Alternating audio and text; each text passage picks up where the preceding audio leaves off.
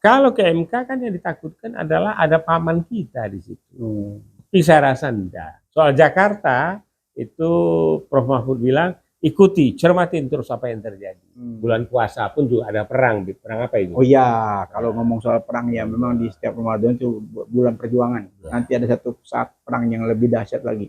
Saat ini, Bro. Baik. Perang melawan hawa nafsu kekuasaan. Ya kita tidak berharap penggantian ini menimbulkan masalah. Kan itu, Prof ya? Ya. Karena kita kepengen rakyat ini semakin hari semakin sejahtera. Karena kita semakin hari kan semakin perhatiin. Ini doakan bulan puasa ini membawa berkah. Itu aja, Bu.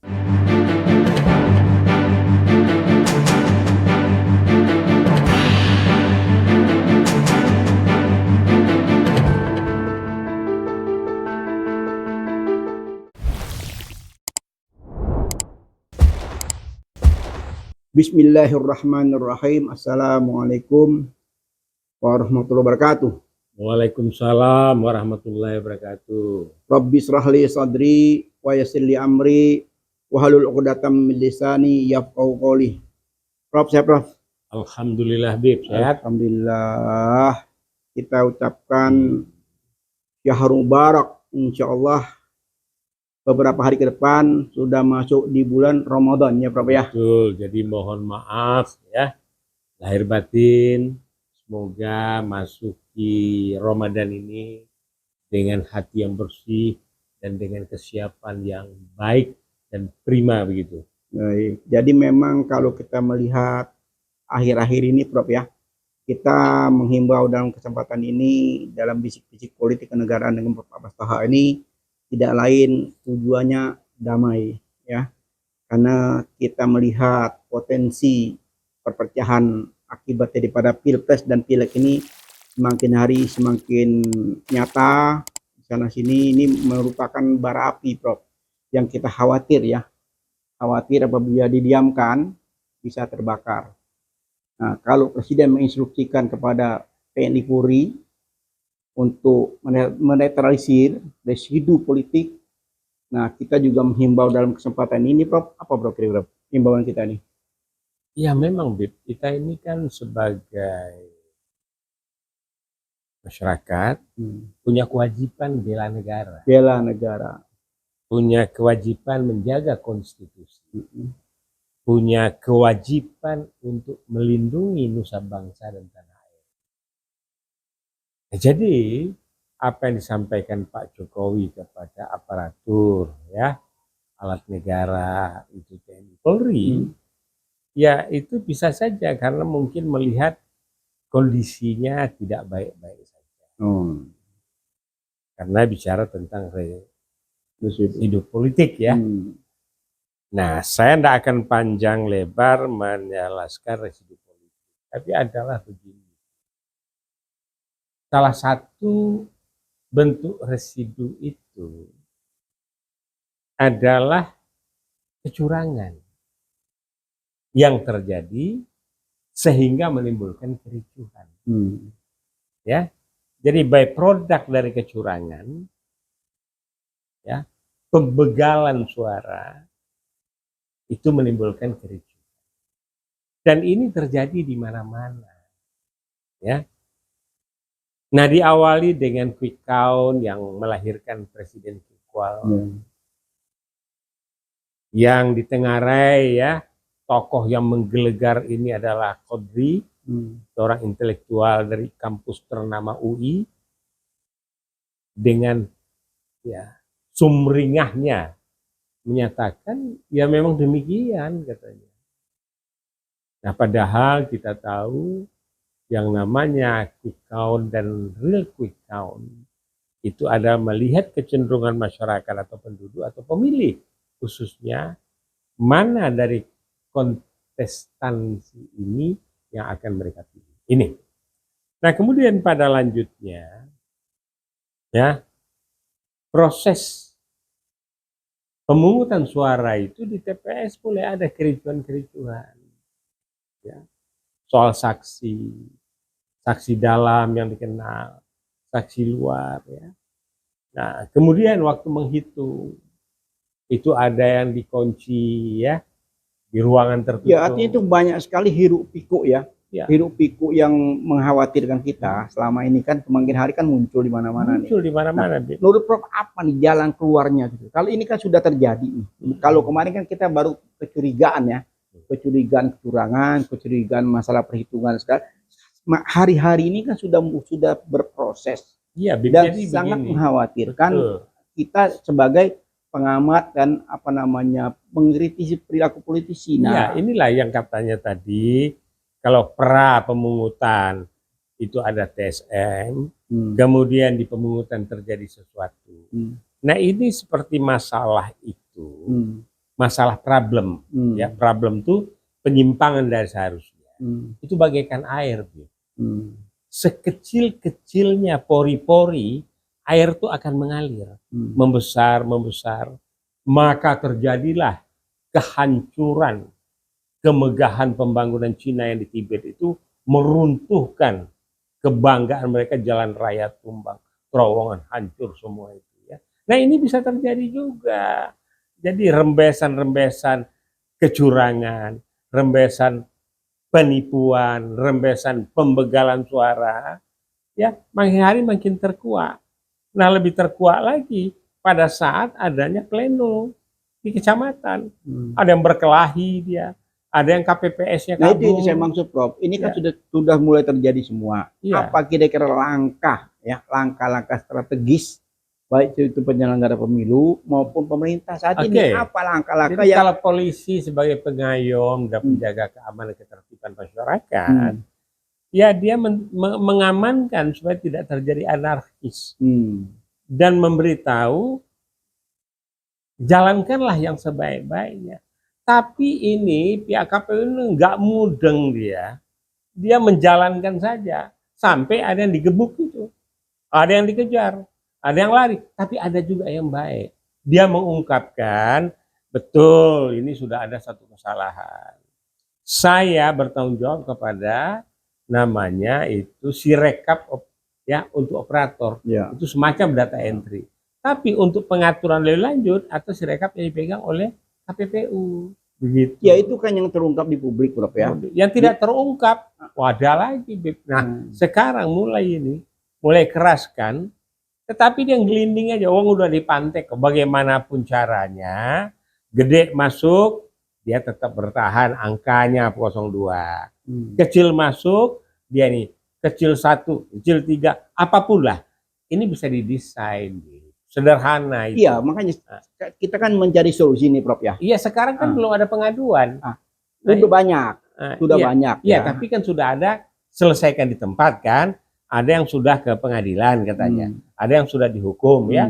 Tapi karena ini masif, ujung-ujungnya adalah minta ditolak ini hasil pemilu curang ini gitu, Bro. Meningkat lagi heboh karena KPU-nya enggak juga sudah 4 kali peringatan terakhir, Bawaslu-nya juga begitu, maka jalan keluarnya adalah politik lewat DPR, MK, hitung-hitungan, kemudian ya pressure dari civil society. Ini tiga-tiganya konstitusi. Nah, kalau ke MK kan yang ditakutkan adalah ada paman kita di situ. Tapi saya rasa enggak. Karena MK kemarin soal di Solo itu sudah dianulir ya pemikiran itu. Soal Jakarta itu Prof Mahfud bilang ikuti, cermatin terus apa yang terjadi. Ya, nah, gitu, Bu. Terus terkait kericuhan yang semakin hari kan semakin banyak, Prof. Yang seperti saya bilang tadi, apa kira-kira langkah-langkah strategis supaya tidak melebar? Tidak, langkah strategisnya itu adalah polisi laksanakan tugasnya, TNI juga melaksanakan tugasnya, tapi yang betul itu adalah Bawaslu, tapi Bawaslu KPU ini mudeng, nggak mau ini dia. Ya makanya sekarang kan tinggal 20 hari ini sebelum pengumuman. Ya angket ini harus segera gitu. Jadi satu harapan tinggal angket aja. Pengadilan politik. Ya. Jadi kalau selain pengadilan politik apa yang kira-kira bisa ditembus secara katakan membawa data fakta ke MK. Itu kan masih lama prosesnya. Maksudnya itu untuk meredam. Ini kita menyambut Ramadan nih. KPU tanggal 20 ngumumkan ya. Ya, arti dalam waktu hari-hari ini. Hari-hari ini, ya angket itulah. Ya angket masih lama, nunggu masih proses. Ya katu sih ya, tuh anu aja pressure daripada masyarakat. Oh. Ya, pressure masyarakat, kemudian ya kepung KPU itu ya dengan baik, kemudian di daerah juga begitu bergerak masif untuk menolak hasil pemilu curang. Itu barangkali cuma. Jadi kita untuk hal ini susah juga, kita harus bicara detail satu persatu ya. Di Aceh bagaimana, Sumbar gimana, dan seterusnya. Nah, panjang ini. Jadi saya merasa kita tunggulah. Sekarang kan tanggal berapa ini? 6 Bib ya. Nah, tanggal 8 kita akan lihat akan ada pergerakan besar karena tanggal 9 katanya akan ada pressure group dari masyarakat. Oh, jadi dari civil society semuanya. Ya, jadi, tidak pakai atribut. Ini gerakan rakyat tolak pemilu curang. Nah, sudah menggelinding berarti ya. Jadi saya rasa ini singkat saja Bib. Yang penting kita mengucapkan maaf lahir batin kepada netizen kita. Kita akan memasuki bulan Ramadan. Ini kan pakaiannya sudah pakaian mau apa ta'aruf, apa iktikaf. Yang jelas kita ada nanti untuk mengikuti tarawih dan sebagainya. Ya, memang di bulan Ramadan ini kita berharap ya. Kita berharap itu ada satu semacam kesejukan politik ya. Kesejukan politik sehingga semua masalah-masalah itu diselesaikan dengan kepala dingin. Gitu. Biasa dingin-dinginnya Bib. Bulan puasa pun juga ada perang Bib. Perang apa itu? Oh ya, kalau ngomong soal perang ya memang di setiap Ramadan itu bulan perjuangan. Bulan perjuangan. Tapi perang melawan hawa nafsu ya. Ini nafsunya kebangetan ya enggak? Jadi kalau ngomong soal perang itu begitu selesai perangnya begitu besar, Nabi bilang apa itu tidak besar. Nanti ada satu saat perang yang lebih dahsyat lagi. Saat ini, Bro. Baik. Perang melawan hawa nafsu kekuasaan yang begitu menggebu-gebu ingin berkuasa, ini bikin orang lupa diri, Bro. Nah, karena ini syahwat berkuasanya besar. Iya. Nah, libidonya ini libido tingkat tinggi ini. Oh, itu dia makanya kita berharap. Jadi harus dicari herbal yang baik ini supaya diturunkan libido syahwat kekuasaannya ini. Iya, karena di Ramadan ini kita berharap elit-elit politik juga menyadari ya bahwa mudah-mudahan di Ramadan ini mereka tuh menyadari bahwa saatnya untuk calling down ya Prof ya. Jangan sampai kita terjadi kerusuhan sana sini, kan kita tidak berharap ya. Jadi suksesi kepemimpinan karena memang sudah proses nasional setiap 5 tahun berganti, kekuasaan berganti 5 tahun, maksimum 10 tahun. Ya kita tidak berharap penggantian ini menimbulkan masalah. Kan itu Prof ya.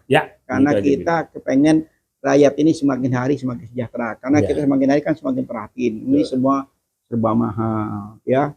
Kondisi ekonomi semakin karut-marut. Nah, kalau kondisi politik ini tidak reda dalam waktu dekat ini, Prof, kita khawatir, Prof. Ya, kita khawatir di Ramadan ini kita bahkan menjadi makin gaduh. Nah, itu kita tidak harapkan, Prof ya. Betul. Nah, mungkin apalagi himbauan Prof kepada sementara himbauan ramaikan masjid, ramaikan tarawih, kita berdoa untuk keselamatan bangsa ini.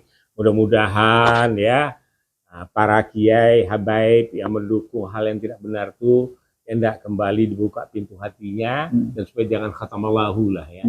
Jadi begitu saya doa, lisan, fisik. Nah, jangan sampai ke sana nanti. Kalau fisik sekarang ini baru demo-demo kecilan. Yang kata Menko Polhukam sekarang itu, ayo bilang, itu cuma riak-riak. Kita lihatlah riak.